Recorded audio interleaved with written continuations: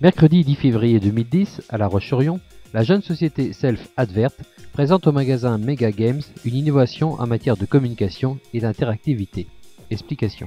Donc Self-Advert est une très jeune société en exploitation depuis le 1er septembre 2009, issue d'un travail de réflexion et de programmation qui nous ont permis de sortir différents outils, différents systèmes qui sont liés à une application marketing de nos technologies qui réside essentiellement dans l'analyse d'images.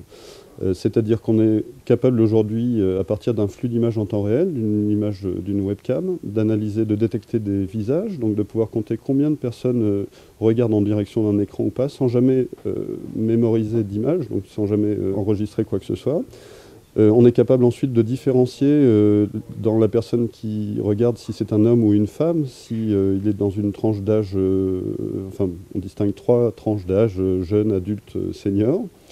Maintenant, et ce que l'on montre aujourd'hui, c'est un outil basé sur la détection des mains pour pouvoir réaliser à distance une interactivité avec un écran et amener une technologie aujourd'hui dans une utilisation marketing sur des points de vente qui est une technologie qui va passer dans les mœurs en fin d'année avec des sorties de projets importants chez Microsoft par exemple ou Sony utilisant les mêmes technologies.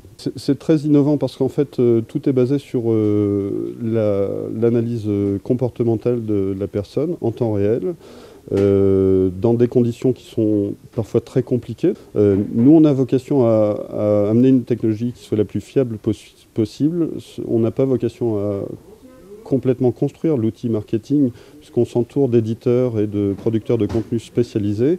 Les avantages particuliers, c'est que c'est un dispositif qui s'inscrit dans une logique globale d'affichage. Donc on va pouvoir, en plus d'un affichage traditionnel, en plus de dalles tactiles qu'on va retrouver à l'intérieur d'un magasin éventuellement, on va pouvoir capter l'attention du client depuis le trottoir pour l'amener éventuellement à rentrer sur le point de vente.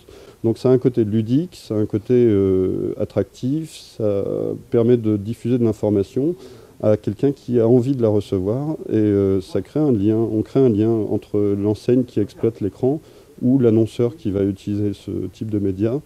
Le point de vente, alors la solution Coral point de vente en termes de location ou vente, elle ne tient pas forcément à nous.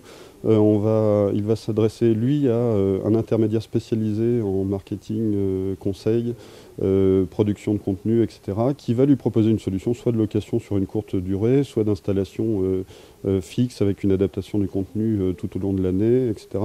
Donc le modèle précis, je pense qu'il est il est difficile à décrire aujourd'hui parce qu'il peut être très large et il dépend vraiment de chaque volonté des enseignes, des réseaux d'enseignes ou des magasins indépendants et de chaque prestataire. Sachant qu'on travaille avec de nouvelles technologies, avec tout ce qui va être des nouvelles consoles, c'est quelque chose de très attractif pour nous, tout simplement parce qu'il nous faut partir vers l'avant toujours. Et maintenant, les jeux vidéo sont un domaine qui s'étend toujours.